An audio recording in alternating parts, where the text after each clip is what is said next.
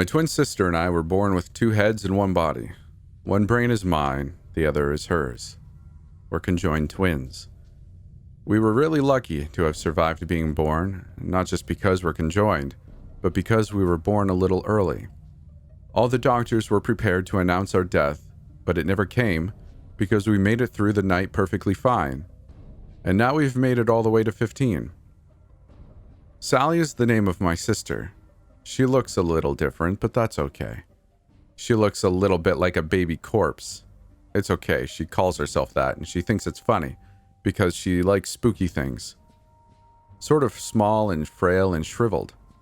She's smaller than me because we're parasitic twins, but I'm okay with that. She's really smart, Sally always pays attention, and knows what to say. A lot of people find us strange, and I understand that, but for us it's normal. We can't be separated, and we don't want to be. Usually. Sometimes Sally can be a bit of a pain, but she says that's how all siblings feel about each other. Sally knows a lot of stuff, since she reads a lot and pays attention to everything. I tend to mind my own business, but she's always taking in information. A lot of the time, though, I end up speaking for us because people find her creepy. It always goes the same. The person doesn't notice her at first, as small as she is, but when I start talking to her, you can see it in their face. The fear, the disgust, the concern. It always makes me angry because she's not any less human. But Sally says it's okay because she's used to it. Then when she tries talking to the person, they just ignore her and look away. Rude. I hate people who will act like that just because they don't like how someone looks. So, sadly, Sally will tell me what she wants me to say, and I'll say it, always making sure to give them my best judging face. I think it works because they always look like they feel bad. My parents don't like Sally either, which is also really mean. They try to interact with her as little as possible, and it's obvious they didn't want her. I think they used to hope, when we were little, that she'd just die. They don't call her their daughter. They don't talk to her, and they yell at me for talking to her. Maybe they still want her to die, just from sadness instead. I can tell they feel bad too, though, because when Dad yells at me, he gets really red in the face and storms out when he's finished yelling, which is what he does when he gets sad and doesn't want us to know.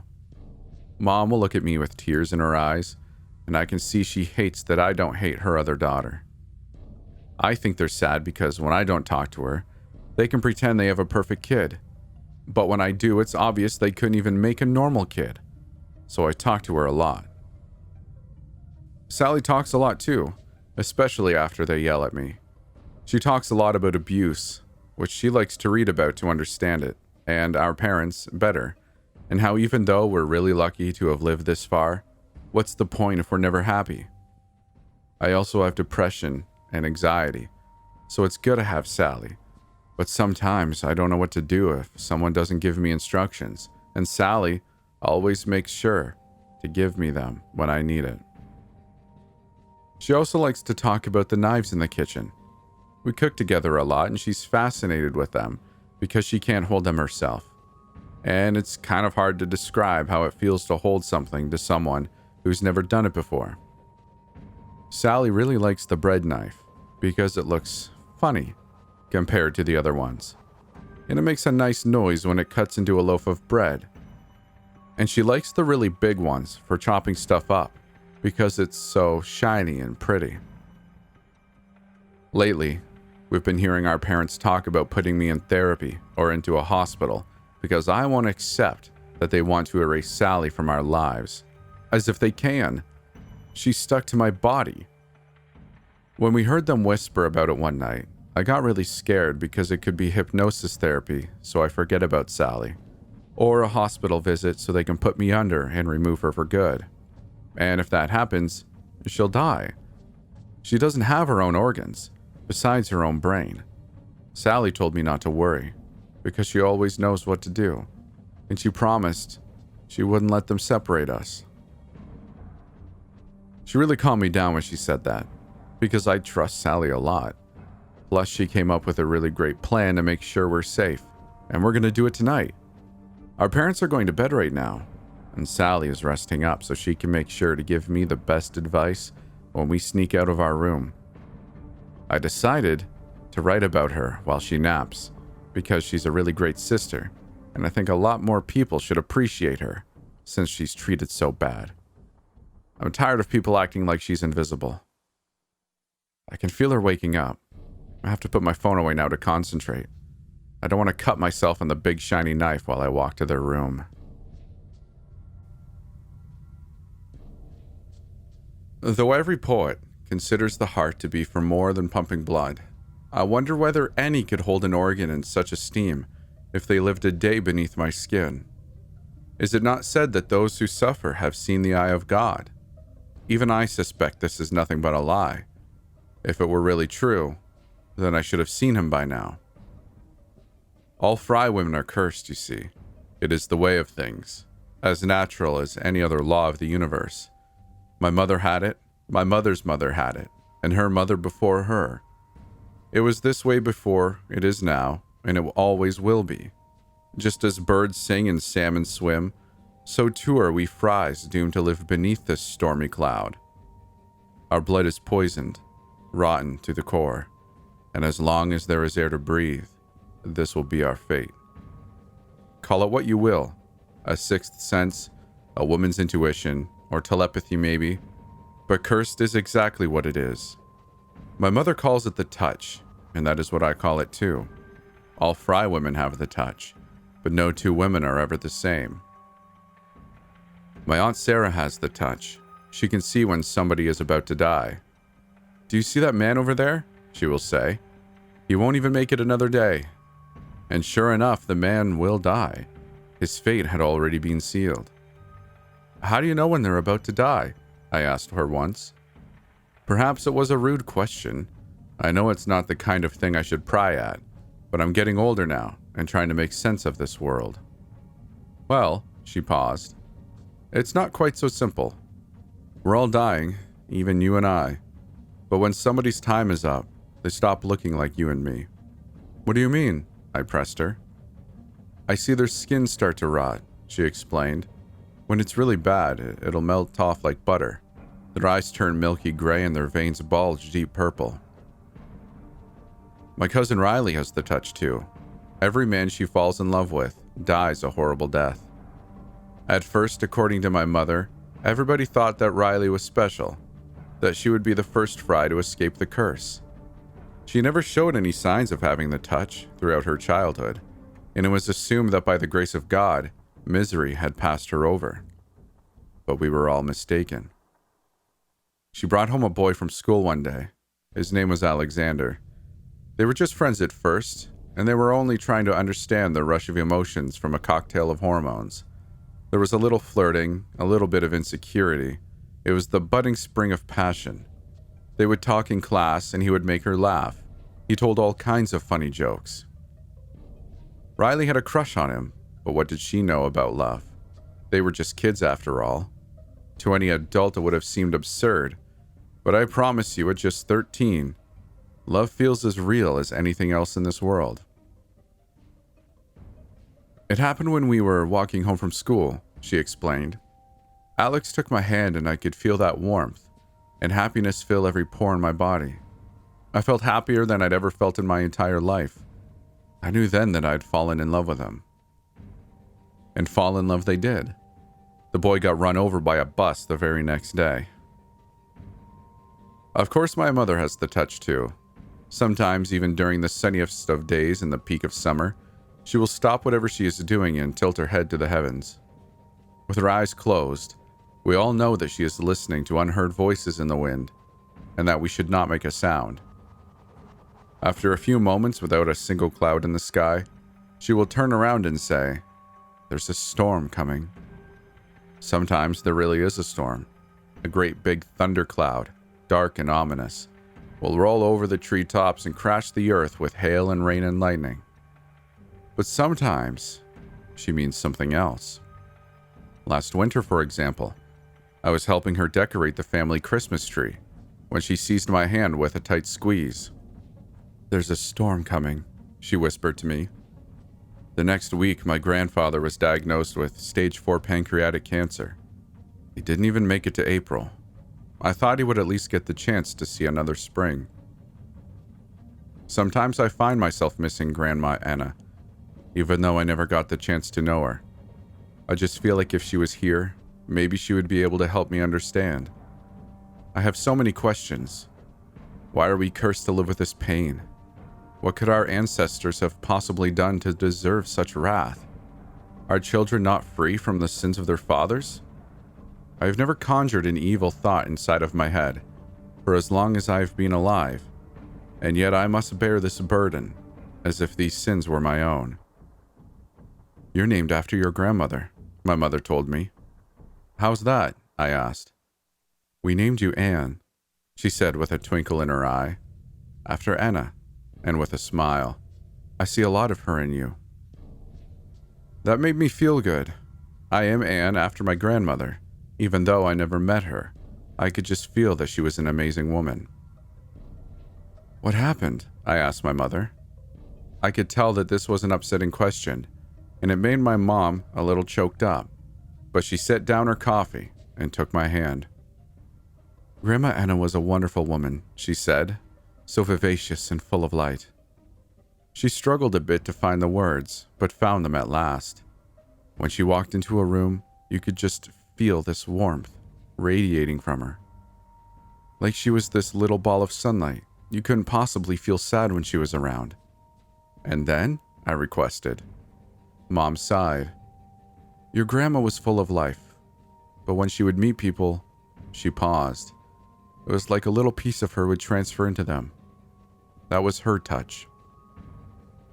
I ruffled my brow, unsure of what to think. She loved people, my mom continued, but she used her touch a little too often. By the time you were born, there wasn't anything left of her. When I think about her, it gets me thinking about my own touch. If I'm being honest, it makes me scared. What pain lies ahead for me? Will I ever escape this sorrow? Or am I cursed to live a life of misery? I've always been a bit of a sickly kid. It just seems like I'm always battling some kind of disease or pain or illness. I can never seem to get right. I was born with cystic fibrosis, which doesn't help things. Imagine being waterboarded slowly, one day at a time, every day since you were born. Every breath I take feels like a vice is crushing my chest, and I worry that one of these breaths will be my last. A couple years ago, I woke up feeling sick. I'm not just talking about a little bit of food poisoning either. I mean that I was really, genuinely sick. The doctors said that the disease was progressing faster than they thought it would. They weren't even sure if I had a year to live. I've thought about dying every day of my life. It comes with the territory of being born with a terminal illness, but nothing can really compare to that moment right before the end has come. I have no doubt that Aunt Sarah could see the Reaper standing with me that day. Everybody came to pay their goodbyes, while I sat still in my own bed with tubes of every variety poking in and out of my body like a human pincushion. I was barely conscious with all the drugs in my veins, but I remember the priest with his wrinkly hands standing over me to give me my last rites. And then something changed. My dad walked over to me, and with a tear in his eye, gave me a little hug. I love you, he whispered. And as he squeezed me, I realized then that there are fates worse than death. If I could take back what happened next, I would in a heartbeat. If only. But sadly, that is not the touch that has been given to me. As his body pressed against mine, I felt the life inside of him leave his body, and I absorbed every bit of it like a sponge. The doctors were amazed. They had never seen such a fast recovery before. Was I a medical miracle? They said. Within a day, I was out of my bed and walking around. Within a week, I was already back at school. But my father didn't make it. He was dead, and I am what killed him. I don't even know how I'm supposed to live with myself, but each day, I take one foot and put it in front of the other, whether I like it or not. I take one breath after another and soldier on. It is the Fry way. We are cursed to live, but live we must. I asked my mom once why she and my dad never had any other kids. With a sad look on her face, she said, "Well, you were supposed to have a brother." "Really? You never told me that before," I told her. "You were twins, actually. We were going to name him Tyler," she said. "What happened?" I asked. "Sometimes I could feel you both tossing around," she said with a hand on her stomach. "I even joked that you were hugging each other." Then she cast her eyes downwards with sadness. "But the doctors knew that there was something wrong with one of the babies. You were sick," she added, looking at me. I couldn't think of anything to say in return, so I just listened. "Your brother, on the other hand," she continued, "was healthy as a horse, a perfectly healthy baby boy." I lowered my head, already knowing what happened. "But for some reason, you two switched places. Your brother was stillborn, but baby Ann made it. It was a miracle. And so, I realize now that I've killed not one, but two people." "Eat it!" Charlotte pushed Marlena's face closer to the fly-infested dog turd. "Eat it and be grateful. My daddy saw your daddy at the soup kitchen, so you must be hungry." A cacophony of giggles erupted behind Charlotte, a gaggle of pigtailed, ponytailed, and bob-cutted brats from hell. "You're hurting me!" Marlena cried. "Please, just let me go!" Strands of her flowing brown hair were beginning to touch the droppings. "Enough, Charlotte!" I shouted. "Leave her alone or I'll tell the teacher." Charlotte turned her head toward me in a slow, calculated manner. "Oh, look who it is. Pee-pee boy Carlos," she pointed, her gang bellowing out on cue. "Did you run out of pants to pee in yet? That was 3 years ago. We were in 2nd grade. You want to know what my daddy said about you?" She took a step toward me, blonde pigtails a-bouncing as she moved. "He said your mommy didn't just skip town. He said your daddy killed her." "Stop it. That's not true." I took a step backward. "He said your daddy got mad because your mommy was sleeping with every man in town. He said that your daddy doesn't even know if you're his kid." Her next step sent me stumbling backwards, tripping over Marlena. My skull smacked against the crap-covered asphalt. The group roared with laughter, joined by a new voice, Marlena's. "Ew!" Charlotte giggled. "I knew you were full of piss. I guess you're full of crap now, too." The crowd went wild. The sudden blare of the school bell caused the herd to break apart and head toward the building, leaving me to tend to my wounds. My ears were still ringing from the knock to my head when I first heard her. "Bring her to me." The woman's voice turned my blood into ice. It was a low, guttural whisper, echoing from the tunnel at the far end of the playground 50 yards away. I pushed myself up and turned toward my caller. She was wiry, so thin that it looked as if a weak gust of wind would snap her in half. Her skin was gray and sagged, as if it was about to fall off. With her right hand, she beckoned toward me once more. Her voice sounded like it was emanating from all around me. "Bring her to me." I wanted to run away, but my legs betrayed me. My feet were glued to the ground. Tears began to flow down my face, just as she was about to speak again. My bladder released. "Carlos!"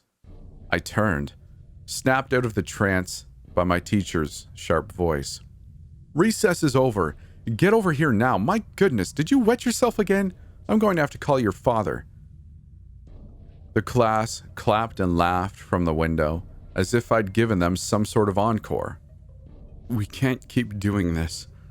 My father kept his eyes on the road as he spoke. "Dad, it was an accident. I saw some..." "I know it was an accident, boy, but you can't keep having them. You'll be starting middle school next year." "I know, Dad. I didn't mean to. I saw some..." "No one ever means to mess their pants. You just need to go to the bathroom more often. Sometimes you have to go, even if it doesn't feel like it. Do you understand?" "Dad, I'm trying to tell you that I..." "Understand?" "Yes, Dad. I understand." It was still early in the afternoon when we got home. My dad had to go back to work, so I was left alone. I took a quick shower, hopped on my bicycle, and rode back toward the tunnel. I wasn't sure who the woman was, but something inside me was burning to go back and see her. I parked my bike on the side of the tunnel opposite the school. It was a large empty field with a few trees. No one was around except for a couple of teenagers throwing water balloons at cars. "Hello." I used my hands as a makeshift megaphone from 10 yards away. "Is anyone there?" The dark, skeletal figure began crawling down the tunnel, bouncing side to side. The woman's bony, gray elbows jutted out toward the walls. Her knees were locked straight, forcing her into a misshapen triangle-like figure. She was giggling and humming as she wriggled forward. A sudden wave of chills poured over me, covering my body in goose flesh. I moved backward, away from the tunnel. The woman seemed incensed by this and began moving faster. She started making a noise that sounded like she was rapidly licking and smacking her cracked, rotting lips. I turned to run, but was immediately pushed to the floor. "What are you looking for? Your mommy?" It was one of the teenagers wearing a red shirt. "You gotta get out of here." I pushed myself up in desperation. "Before you get hurt." "Is that a threat, twerp?" He shoved me down again, even harder. "My sister has a class with this kid. She said he pees his pants all the time." His sidekick snickered at the same time she spoke. "Bring them to me." It sounded like she was inhaling as she called. "Please," I yelled. "Can't you hear her? We have to go." "The only thing I hear is a little boy about to pee his pants." I stood up once more and was immediately dropped by a punch to the gut. I laid on the ground, helpless, as Red Shirt jumped on my bicycle and rode off. The sidekick launched a water balloon at me before running away, hitting me square in the crotch. When I looked toward the tunnel, the woman was gone. Somewhere in the depths, I heard a faint, gurgling growl. I jumped up and raced toward home. The trip would take even longer without my bike. My dad's car was standing guard in the driveway when I arrived. He pushed the door open before I even reached the steps. "Where the hell were you, Carlos?" he yelled. "You think today was some kind of reward? That you could just run around town doing whatever you want?" "Dad, I'm sorry. Please, I need to tell you I saw—" "My God, did you piss your pants again? Twice in one day." "Dad, no. Somebody threw a water balloon and I—" "A water balloon? You thought you had permission to go have a water balloon fight in the middle of a school day? Get to your room. Now." "Dad, there was a Now." I moped to my room and crawled under the blankets. I tossed and turned that night. Every creak of the floorboards and whistle of the wind caused my heart to race. At some point, the sweet release of sleep rescued me. I could hear the other kids whispering and giggling behind my back at school the next day. I flinched every time I rounded a corner. Hearing the final bell ring felt like a weight being lifted off my shoulders. I stepped out of school, planning to take a long way home, when Marlena approached me. "Hey, Carlos," she said. "I'm sorry I laughed at you the other day. I was just trying to fit in." She started walking toward the playground. It's okay, I guess." I began to follow without realizing it. "You know, Charlotte's not all that bad when you get to know her. She was just having fun." She started walking quicker. She kind of is. She's been bullying me since the 2nd grade." I matched her pace. "Well, either way," she came to an abrupt stop and turned to face me. "I wanted to thank you for sticking up for me." She slowly began leaning her face toward mine. My heart started banging in my chest. She inched closer, eyes closed. I gradually leaned back, closed my eyes. Our lips were nearly touching and then... "Ew!" Charlotte's voice shot through the air like a bullet. "I told you he'd come if you told him to. Pee-pee boy has a crush on you," she laughed. Marlena stepped away, covered her mouth and giggled. I opened my eyes and realized we were mere feet from the tunnel. "You really thought she was going to kiss you, didn't you?" Charlotte laughed. "I found another dog turd. This one is just for you." Marlena and another girl grabbed me by the arms and held me in place, as Charlotte moved toward me with a wet mess in her bare hands. Bring them to me. The voice sounded more potent now, more explicit than ever. I didn't hesitate this time. I swung my head to the side and cracked Marlena in the nose, then pushed Charlotte's hand into her face. "Ah!" she screamed. "Get him!" I sprinted into the tunnel, the girls chasing not far behind. I was never the fastest runner in the class, not by a long shot, but the tunnel wasn't very long. I pushed myself forward with everything I had, but every one of their strides equaled 2 of mine. I could feel them gaining on me. My lungs began to burn. I felt one of them graze the back of my shirt. I was almost at the exit.